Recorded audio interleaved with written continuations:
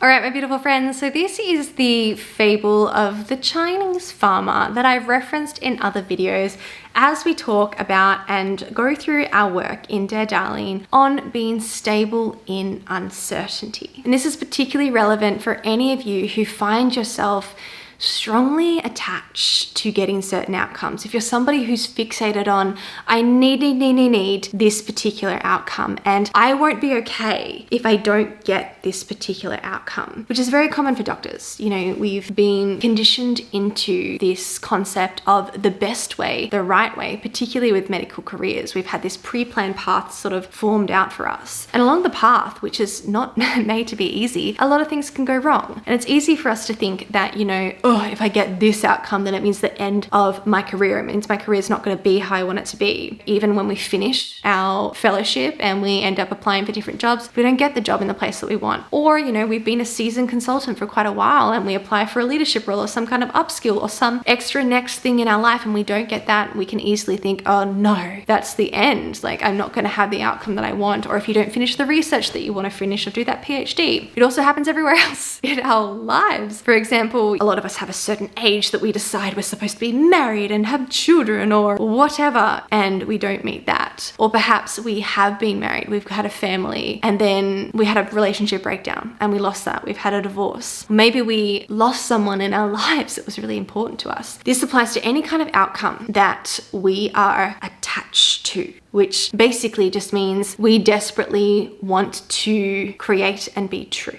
And with that outcome, we will basically make the judgment, this is a terrible outcome.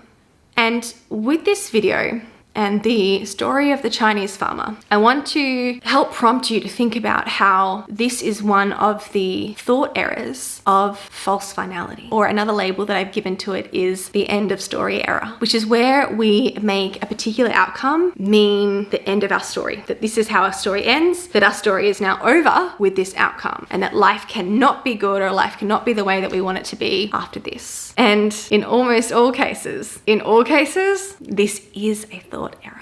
It is a thought error in the sense that it is a humblingly, is that a word? Humblingly hilarious oversimplification of how the world works and how our lives evolve and change. And when you're able to recognize this thought error, not just in theory, not just as I talk about here, but in your real life, probably as you watch this video, what might be most useful is thinking about in the past, when you have had an outcome that you didn't want. I want you to use this video to think about how at that time you thought it was the end of your story. You thought your life was over. You thought nothing could be good. You couldn't have happiness again, for example, there. You can even think about, classic example would be like our first love as a young person. And we thought that when that relationship was over, we could never be happy again. But in all seriousness, the first time I didn't get a great grade at school, I thought it was the end of my life as well. How was that in seriousness? I don't know, I'm sorry. That's very funny as well to me now. But what I was trying to say is, in all seriousness, we can see that in more recent parts of our lives as well, with not getting particular roles or jobs or relationships as well. And when you stop being so attached to these outcomes because you're believing that end of story error, that false finality thought error, then you will feel less anxiety, stress, and desperation in the anticipation of the outcome, right? While you're creating the outcome, and you will feel less pain, loss, disappointment, devastation when you don't get the outcome that you want. So there are massive benefits to doing this work. Now let me read this Chinese fable to you that I think so beautifully encapsulates the wisdom and real life applicability of this end of story error, this false finality thought error. So this story is called Maybe So, Maybe Not, We'll See. So, a farmer and his son had a beloved horse who helped the family earn a living.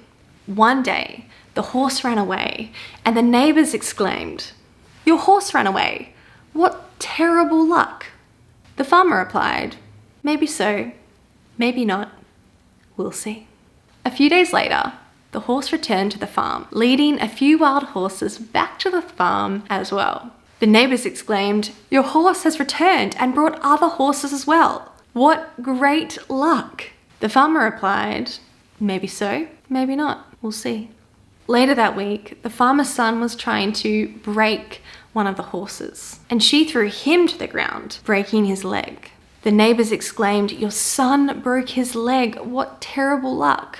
The farmer replied, "Maybe so, maybe not. We'll see."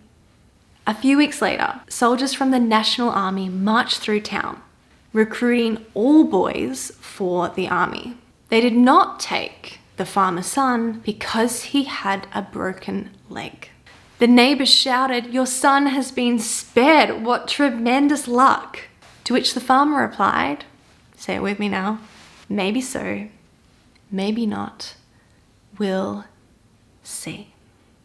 I'll leave that one with you guys. Let that simmer and remember to reflect first on the past and examples from your own life about when you thought you had a terrible outcome, when you thought nothing would ever be okay again, and look at how it turned out, not only to not be true in that way, but perhaps, and sometimes for me, I feel like often, an even better outcome ultimately than what I expected. And once you've created a little bit of evidence, a little bit of warmth around this concept, then you can also start to integrate it into your present life, into your present anticipation, anxiety, and resistance towards certain outcomes, and start to realize that just because you think this is how your story should go, and just because you think this is how the world should be, and this is what you think is the best outcome, you might just be wrong. Maybe so, maybe not. We'll see.